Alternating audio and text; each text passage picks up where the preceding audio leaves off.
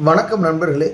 Post போல் alliances அப்படின்னா என்னன்னா, தேர்தலுக்கு பிந்தைய கூட்டணி. எலெக்ஷனுக்கு முன்னாடி தான் எல்லாருமே நிறைய கட்சிகளோட கூட்டணி வச்சு எலெக்ஷனை சந்திப்பாங்க.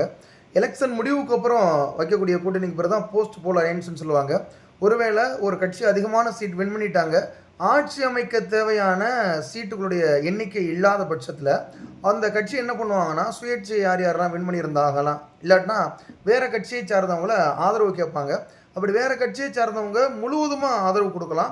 அப்படி இல்லாத பட்சத்தில் கட்சி தலைமையை மீறி 2 பங்கு உறுப்பினர்கள் ஆதரவு தெரிவிக்கலாம். அதை மீறி செயல்பட்டாங்கன்னா அவங்களுக்கு கட்சி தாவல் தடை சட்டத்தின் அடிப்படையில் எம்எல்ஏ பதவி ரத்தாகி போயிடும். இந்த மாதிரி ஏற்பட வாய்ப்பு இருக்கும். இந்த மாதிரி இந்த 4 சீட்டு, 2 சீட்டு, 3 சீட்டு, 5 சீட்டு, இந்த மாதிரி எல்லாத்தையும் சேர்த்து ஆட்சி அமைப்பாங்க. மெஜாரிட்டி ப்ரூவ் பண்ணுவாங்க, அறுதி பெரும்பான்மை ப்ரூவ் பண்ணுவாங்க.